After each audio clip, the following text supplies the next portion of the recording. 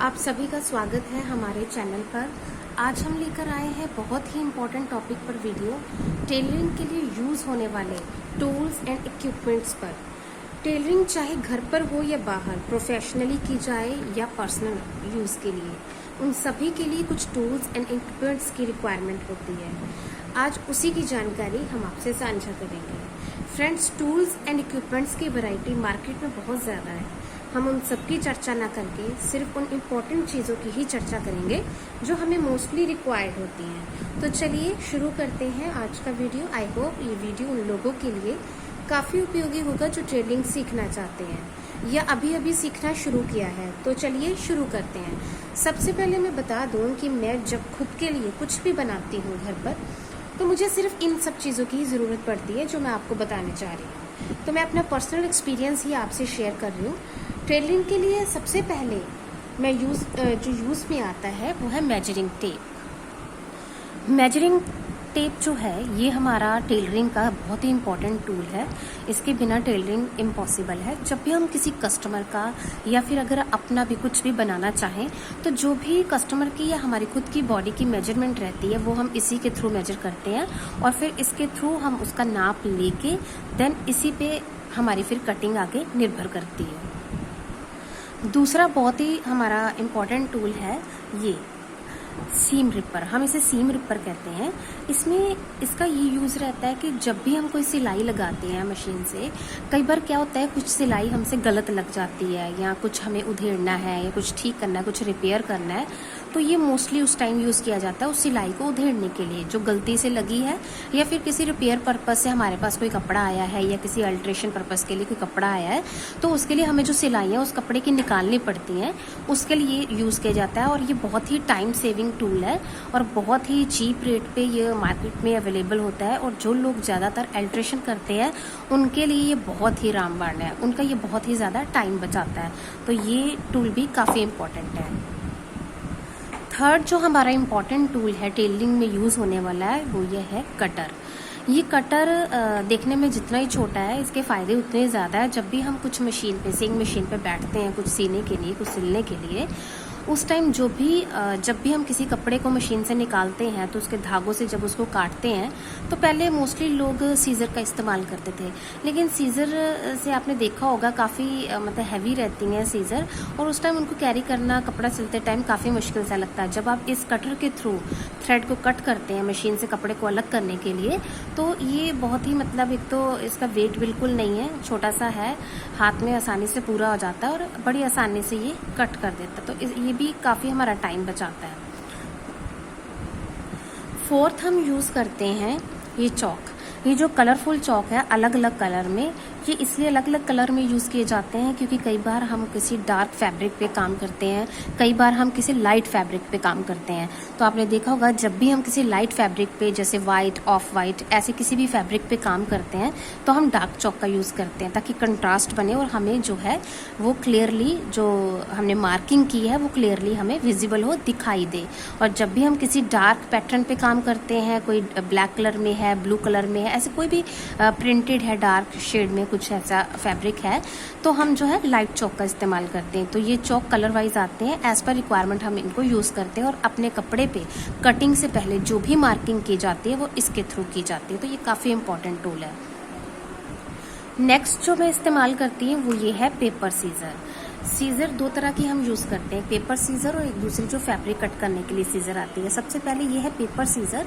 इसका इस्तेमाल होता है कि जब हम वो पेपर नेक पे जो भी हम कटिंग करते हैं, कोई बुकरम या फिर जो भी हम पेपर इस्तेमाल करते हैं पेस्टिंग पेपर, उसकी कटिंग इससे की जाती है। ये आप हमेशा ध्यान में रखिएगा कि अगर आप फैब्रिक सीज़र से जो जिससे फैब्रिक की कटिंग होती है, अगर उस सीज़र से आप उन पेपर्स को कट करते हैं तो वो सीज़र ख़राब हो सकती है, उसकी जो शार्पनेस है वो ख़राब हो जाती है। तो हमेशा आपको पेपर पेस्टिंग या कुछ भी ऐसा कट करने के लिए अलग सीज़र का इस्तेमाल करना चाहिए। मैं अब खुद के लिए इस सीज़र का इस्तेमाल करती हूँ।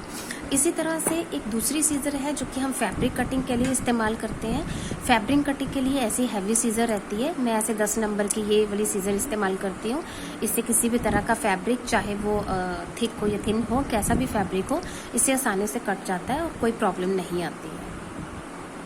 इसके अलावा मैं यूज़ करती हूँ इस स्केल का, ये 12 इंचेस का यानी कि 1 फुट का स्केल है। इसकी काफ़ी रिक्वायरमेंट रहती है जब भी मेरे को कटिंग करनी होती है, मार्किंग करनी होती है, उस टाइम मैं इस स्केल का भी यूज़ करती हूँ। उसके बाद मशीन ऑयल, जब भी हम किसी सेइंग मशीन पे काम करते हैं, चाहे कोई भी कंपनी की कोई भी मशीन हो, टेलरिंग मशीन है जो भी, उस पे हमें रेगुलरली जब भी हम कपड़े सिलते हैं हमें रैंडमली बीच बीच में ऑयलिंग करते रहना चाहिए ताकि उसकी ग्रीसिंग प्रॉपरली होती रहे और जो आपकी मशीन है वो आपको बेटर रिजल्ट्स दे। जो भी मशीन में प्रॉब्लम्स कई बार आती हैं वो इसी वजह से आ जाती हैं कि ग्रीसिंग कम हो जाती है। तो टाइम टू टाइम जब भी हम मशीन का यूज़ करें उसकी प्रॉपर ग्रीसिंग साथ साथ करते रहें तो उसकी परफॉर्मेंस जो है वो अच्छी बनी रहती है। उसके बाद मैं इस्तेमाल करती हूँ आप सबकी तरह ही थ्रेड का, क्योंकि बिना थ्रेड के सेइंग इम्पॉसिबल है। तो उसका इस्तेमाल कलर वाइज अलग अलग मतलब रिक्वायरमेंट के हिसाब से किया जाता है। ये थ्रेड आपको मार्केट में कई तरह का अवेलेबल हो जाएगा। मैं इस तरह के थ्रेड का इस्तेमाल करती हूँ, कुछ लोग अलग अलग कंपनीज का इस्तेमाल करते हैं। तो as per requirement, as per colour requirement आप जो है थ्रेड अपना इस्तेमाल कर सकते हैं। इसके अलावा हम यूज़ करते हैं टेलरिंग में नीडल्स का। ये हैंड नीडल्स है, जो भी हम हाथ से तुरपाई, कच्चा उलेड़ी, जो कुछ भी जो करते हैं, जो हाथ से हमें करना रहता है, वो गले की तुरपाई, बाजू की तुरपाई, स्लिट्स की तुरपाई, घेरे की तुरपाई, अगर आपको टिच बटन्स लगाने हैं शर्ट पे, कुर्ती पे, बटन्स लगाने हैं शर्ट पे, हुक्स लगाने हैं, वो सारा काम इन्हीं नीडल से किया जाता है। और ये नीडल मार्केट में ईजिली अवेलेबल रहती हैं और इसमें आप देख रहे होंगे अलग अलग बने हैं, इसमें इसके बॉक्सेस बने हैं। इसमें अलग अलग तरह की नीडल्स रहती हैं, कोई छोटी हैं, कोई लंबी है, कोई मोटी है, कोई पतली हैं। एज पर रिक्वायरमेंट आप इनको यूज़ कर सकते हैं। और इसके अलावा हमारे पास टेलरिंग पर्पज से यूज़ होती है मशीन की नीडल्स। आपने देखा होगा नॉर्मली हम मशीन में 18 नंबर की नीडल यूज़ करते हैं या फिर 16 नंबर की भी कई बार रिक्वायर्ड रहती है। तो एज़ पर फैब्रिक रिक्वायरमेंट ये हमें यूज़ करनी होती है। इसमें नंबर आते हैं अलग अलग, 11 नंबर की रहती है, 16, 14, 18, ऐसे 22 तक जाते हैं, बहुत सारे नंबर रहते हैं। तो फैब्रिक की जो रिक्वायरमेंट होगी उसके अकॉर्डिंग हमें मशीन में नीडल जो है लगानी होती है। नीडल्स की रिक्वायरमेंट कैसे जाननी है, नीडल्स का क्या सिस्टम रहता है, इसके लिए हम अलग वीडियो में आपको गाइड करेंगे। फिलहाल के लिए मैं आपको यही बताना चाहूँगी कि ये नीडल्स जो है मशीन में टेलरिंग पर्पज से स्विंग के लिए यूज़ की जाती हैं। उसके अलावा फ्रेंड्स मैं यूज़ करती हूँ इस तरह की पिन्स का।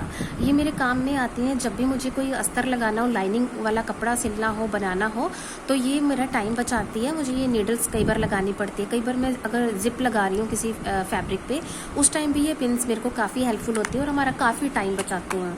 और इसके अलावा मैं सेफ्टी पिन हमेशा ये बड़ी वाली रखती हूँ अपने पास। कई बार हम जब भी इलास्टिक डालते हैं या कुछ भी इस तरह का कुछ पिरोना रहता है तो ये काफ़ी हेल्पफुल होता है, उस टाइम हमारा टाइम बचता है। अदरवाइज़ अगर ये छोटी सी चीज़ हमारे पास ना हो तो काफ़ी टाइम कंज्यूमिंग प्रोसेस हो जाता है उस टाइम उसको करना। इसके अलावा जब हम मशीन पे काम करते हैं तो हमारे पास ये एक केस रहता है, ये बॉबिन रहती है, बॉबिन केस रहता है। ये हमारे पास एक रेडी होना चाहिए, क्योंकि इसमें अगर धागा आप इंसर्ट करेंगे उसके बाद ही आप मशीन पे काम कर पाएंगे। और ये भी बहुत अच्छे कंपनी की भी आती हैं, हल्की भी आती हैं। ये आप अपनी रिक्वायरमेंट के हिसाब से मार्केट से परचेज कर सकते हैं। इसके बाद आ जाता है ये पेचकस। इसकी काफ़ी ज़रूरत रहती है जब भी आप किसी मैनुअल मशीन पे काम करते हैं ना, तो जो भी नीचे बॉबिन केस वाली जगह रहती है आपकी शटल जिसको आप बोलते हैं, शटल में कई बार धागा फंस जाता है, तो उस टाइम आपके लिए काम करना मुश्किल हो जाता है। तो ये आपके पास हमेशा टेलरिंग के मटेरियल के साथ अवेलेबल रहना चाहिए, ताकि जब आप काम कर रहे हैं, काम करते करते अगर धागा फंस जाता है तो आप इसके थ्रू शटल को खोल के उसको प्रॉपर वे से साफ करके फिर से लगा के अपना काम जो है स्मूथली कर सकें और मशीन की परफॉर्मेंस अच्छी आए। तो इसका यूज़ कैसे करते हैं मशीन में, इसके लिए हम एक अलग वीडियो बनाएंगे जिसमें हम आपको पूरी जानकारी देंगे कि शटल को साफ कैसे किया जा सकता है, ताकि आप मशीन पे जब भी काम करें आप ऐसी छोटी मोटी चीज़ें खुद ही हैंडल कर पाए और आपको रिपेयरिंग के लिए मशीन बाहर ना ले जानी पड़े। ये ऐसी चीज़ें आप खुद ही हैंडल कर सकते हैं। इसके बाद मैं हमेशा अपने पास एक डायरी रखती हूँ। ये डायरी मेरे काम आती है मेजरमेंट नोट करने के लिए। अगर आप अपना खुद का कुछ सिलते हैं तब भी आप इसमें नोट कर सकते हैं, अपनी फैमिली में किसी का कुछ सिलना है, बाहर किसी कस्टमर के लिए करते हैं, तो एक ऐसी डायरी आपके पास रहनी चाहिए जिसमें आप ये सारा कुछ नोट कर सकें कि आपका जो भी किसी का सिल रहे है उसका मेजरमेंट क्या है। इसमें पूरा मैं मेजरमेंट नोट करती हूँ, तो ये भी एक हर वक्त आपके पास अवेलेबल होनी चाहिए ऐसी कोई भी नोटबुक।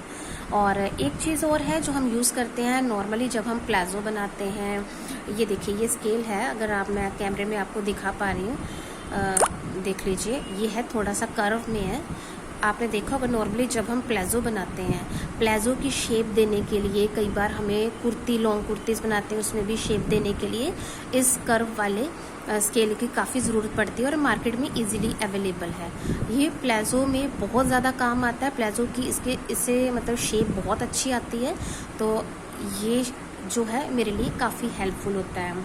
ये सारी चीज़ों के बाद मैं आपको बताना चाहूँगी पेन की काफ़ी रिक्वायरमेंट रहती है, क्योंकि जब भी हम किसी का कुछ भी कपड़ा सिलते हैं तो हमें मेजरमेंट नोट करने के लिए पेन हमेशा अवेलेबल होना चाहिए, तो ये भी एक टूल्स की लिस्ट में ही आ जाता है। इसके बाद हम यूज़ करती हूँ मैं अपने प्रेस यूज़ करती हूँ, क्योंकि जब हम कोई कपड़ा सिलते हैं कई बार जो फैब्रिक आता है, अगर किसी कस्टमर का आप सिल रहे हैं तो काफ़ी उलझा हुआ आपको मिलता ही है, काफ़ी उसमें रिंकल्स रहते हैं, तो अगर इस तरह से कपड़ा सिल दिया जाए, रिंकल्स के साथ उसकी कटिंग कर दी जाए तो बाद में मेजरमेंट में प्रॉब्लम ज़रूर फेस करनी पड़ती है और कस्टमर की आपको कंप्लेंट भी आ सकती है। सो इसलिए मैं चाहे अपने लिए यूज़ करूँ चाहे कस्टमर के लिए यूज़ करूँ, मैं हमेशा आयरन का इस्तेमाल ज़रूर करती हूँ, और इस तरह की आयरन मैंने अपने पास रखी है, और इसके नीचे मैं इस लकड़ी के बोर्ड का इस्तेमाल करती हूँ ताकि कोई भी ऐसा कुछ जल ना जाए। जब भी प्रेस हमारी गर्म होती है तो हम इसी के ऊपर इसको प्लेस कर देते हैं। उसके बाद बुटीक में यूज़ होता है एक्सटेंशन बोर्ड का, काफ़ी इसमें यूज़ रहता है, क्योंकि जब मैं यूज़ करती हूँ, मैं घर में हालांकि इस काम को करती हूँ लेकिन फिर भी मुझे एक्सटेंशन बोर्ड की काफ़ी रिक्वायरमेंट रहती है, तो हो सकता है आपको भी इसकी ज़रूरत पड़े। इस एक्सटेंशन बोर्ड के थ्रू मैं अपनी प्रेस को, अपनी जो इलेक्ट्रॉनिक मशीन है उनको डायरेक्टली कनेक्ट कर सकती हूँ ईजिली, क्योंकि एक प्लग होने की वजह से कई बार हमें प्रॉब्लम फेस करनी पड़ती है जब हमें दोनों चीज़ें एक साथ यूज़ करनी हो, तो इसलिए हम एक्सटेंशन बोर्ड का इस्तेमाल करते हैं। इसके बाद मेरा रहता है कटिंग टेबल। ये कटिंग टेबल भी मैं इसी को इस्तेमाल करती हूँ, आयरनिंग टेबल के पर्पज़ से भी इसको इस्तेमाल करती हूँ। इसमें मैं जो ड्रॉर है उसको भी यूज़ करती हूँ अपनी चीज़ें रखने के लिए, एक ड्रॉर इधर है, इसको भी यूज़ करती हूँ। तो ये देखिए इस पर मैंने कपड़ा बिछा रखा है ताकि स्मूथनेस इसकी पूरी बनी रहे, और इस पर जब भी मैं फैब्रिक बिछाऊँ मुझे किसी तरह की कोई प्रॉब्लम ना आए। इसके अलावा मैं यूज़ करती हूँ electronic machine for the interlock purpose, और भी ये बहुत सारे काम करती है, लेकिन मैं इसको खाली इंटरलॉक पर्पज़ से अभी के लिए यूज़ कर रही हूँ। आप चाहे तो मैनुअल इंटरलॉक को यूज़ करें तो वो ज़्यादा बढ़िया है, क्योंकि मैनुअल इंटरलॉक मशीन जो है वो रेट में भी कम है, मेरे पास ये ऑलरेडी अवेलेबल थी, इस वजह से मैं इसको यूज़ कर रही हूँ। अदरवाइज़ इंटरलॉक पर्पज़ के लिए आप इतना ज़्यादा अमाउंट इन्वेस्ट करें वो सही नहीं होगा, तो आप मैनुअल भी यूज़ कर सकते हैं। सबसे ज़रूरी चीज़ जो हमारे टेलरिंग में काम आती है वो है हमारी मशीन। मैं ये मशीन मैनुअल यूज़ करती हूँ, मैंने इस पर फुट लगा रखे हैं, और ये मेरा जो है स्टूल है बैठने के लिए। और आपको इस चीज़ का खास ध्यान रखना है कि जो भी स्टूल आप यूज़ करें वो ऐसा होना चाहिए कि आपको बैठते टाइम बेंड ना होना पड़े, ये आपकी हाइट के अकॉर्डिंग और मशीन की हाइट के अकॉर्डिंग बिल्कुल प्रॉपर होना चाहिए, ताकि आपके पैर जो है मशीन के फुट से ईजिली लग सके, और ऊपर भी आप पीठ सीधी करके बिल्कुल अपना जो काम है कंटिन्यूसली कर सकें। लास्ट में मैं यूज़ करती हूँ ये जो मिरर है इसका इस्तेमाल करती हूँ, और ये जो मिरर है 5 फीट हाइट का मिरर है, ये जो मैं आपको दिखा रही हूँ। और जब भी कस्टमर को या मुझे किसी को भी, मैं किसी का भी कुछ भी अगर कपड़ा सिलती हूँ तो मैं इजीली इसमें उन्हें पहना के ये चीज़ चेक करवा सकती हूँ, अगर उनको मेजरमेंट ठीक लगे तो भी, ना लगे तो भी।